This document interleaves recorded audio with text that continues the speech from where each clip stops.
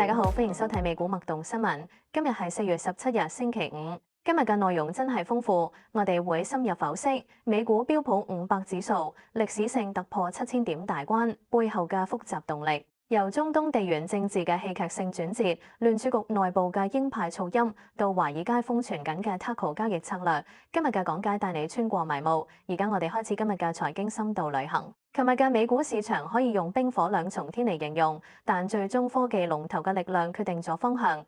喺 AI 算力基礎設施強勁、盈利預期嘅支撐下，大盤展現咗驚人嘅韌性。我哋先睇睇大盤指數嘅表現。標普500指數琴日成功突破咗今年1月底創下嘅紀錄，收市報7022點，升幅係0.8%。呢個係一個重要嘅心理關口，顯示出市場已經消化咗早前地緣衝突帶嚟嘅跌幅。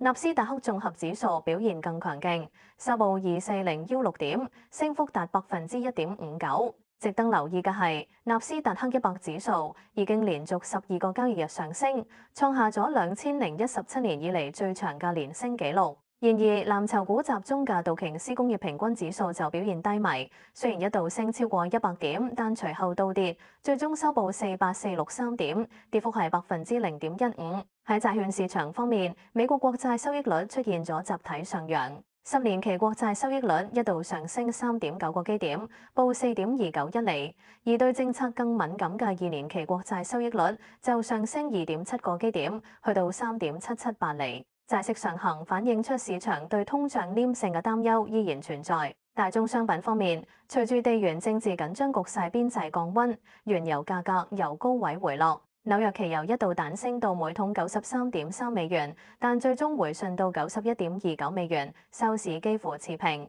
布蘭特期油收報94.93美元，雖然油價有所回落，但汽油價格仍然處於季節性高位。貴金屬方面，現貨金價出現咗明顯嘅回吐，跌幅達1.14%，每盎司低見4786.54美元。呢個主要係受到美元指數走強同埋減息預期延後影響。琴日嘅重要新聞之一嚟自聯儲局理事史提芬米蘭 （Christopher Waller）。佢喺 IMF 同世界銀行會議場邊表示，由於通脹持續性超出預期，佢可能會下調今年嘅減息預測。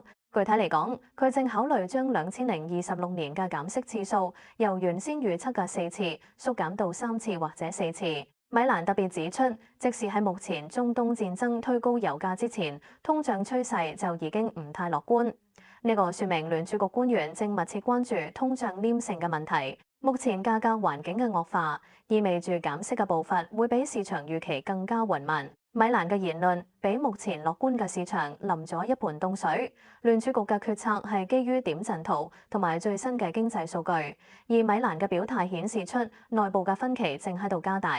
雖然市場而家更願意相信軟着陸同 AI 帶嚟嘅增長，但聯儲局如果因為通脹而維持高利率更耐 （higher for longer），對高估值嘅成長股無疑係長期嘅壓力測試。另一個值得高度關注嘅趨勢係基本金屬，倫敦金屬交易所 LME 指數近期創下歷史新高。摩根大通發布報告指出，鋁市場正經歷25年嚟最大嘅供應缺口，正由長期過剩切換到供給坍塌嘅新敘事。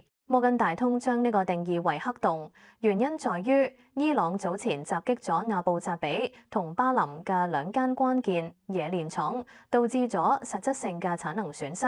鋁行業嘅供給彈性極低，冶煉廠一旦關閉，復產往往需要以年為單位計算，涉及極高嘅資本同技術成本。因此，即使地緣政治緩解，短缺依然會持續。摩根大通甚至將鋁價目標上調到4000美元。呢一種供給黑洞為相關金屬採礦企業提供咗極強嘅漲價動力，利好相關板塊。但呢個對於製造業鏈條嚟講係巨大嘅成本推動力。美國銀行策略師哈特內特甚至預言，大宗商品將會喺2030年前取代股票，成為最大贏家。因為地緣政治同 AI 競賽，本質上都喺度強化對能源、礦產同稀土嘅爭奪。呢個係一個定價權嘅轉移，由利率轉向資源安全。點解股市可以頂住地緣政治風險創下新高？經濟學家 Joe Saddle 嘅解釋好有道理。股市唔係喺度為今日發生嘅事定價，而係喺度為6到12個月後嘅世界定價。呢度衍生出咗兩個支撐股市嘅核心邏輯。第一係所謂嘅 Tucker 策略 ，Trump always chicken sell。呢個係交易員對川普總統風格嘅總結，認為佢喺重大關稅或者地緣威脅之後，一旦經濟感覺到痛苦，最終總會選擇退縮或者軟化政策，宣稱勝利之後繼續行。呢一種川普總會臨陣退縮嘅預期，令投資者喺暴跌嗰陣敢於抄底。第二係 AI 科技繁榮，貝萊德同花旗最近都上調咗美股評級到超配，核心在於AI 算力基礎設施嘅需求係炸裂式㗎，只要 Google、微軟、亞馬遜呢啲巨頭仲喺度進行 AI 資本開支嘅軍備競賽，半導體同科技股嘅強勁盈利就能夠抵消地緣政治嘅負面衝擊。琴日最重大嘅地緣新聞係伊朗宣布重新開放荷莫茲海峽，外交部長阿拉格奇表示，呢一條承載全球1/5石油運輸嘅水道現已完全對商業航運開放。川普對此表示感謝，但強調海上封鎖會持續，直到雙方100%達成交易。據悉，美伊正接近達成一項3頁紙嘅停火計劃，核心包括美國釋放200億美元凍結資金，換取伊朗交出濃縮鈾庫存。雙方呢個週末會喺巴基斯坦伊斯蘭馬巴德舉行第2輪談判。荷莫茲海峽嘅開放係市場情緒反轉嘅關鍵，油價回落到$100以下，直接降低咗全球發生滯脹嘅風險。如果呢個週末嘅談判可以進一步解決濃縮鈾嘅處理方式，咁市場對未來1年嘅經濟穩定性就會有更高嘅信心。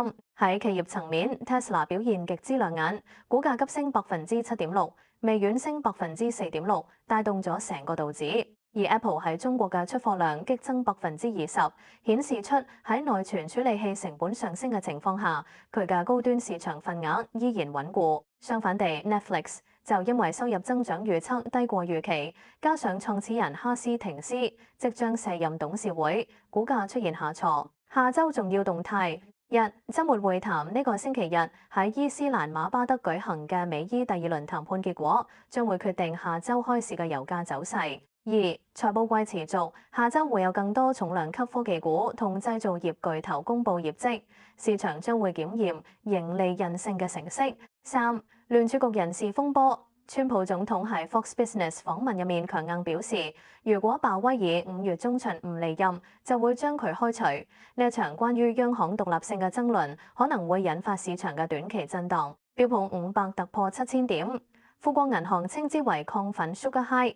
我哋目前正處於政策紅利、AI 浪潮同地緣局勢緩和嘅交匯點。雖然樂觀情緒佔據主導，但投資者仍然需要留意米蘭理事所指出嘅通膨頑固性，以及大宗商品供給黑洞帶嚟嘅長期成本壓力。股票市場交易嘅係未來，而未來總是充滿變數。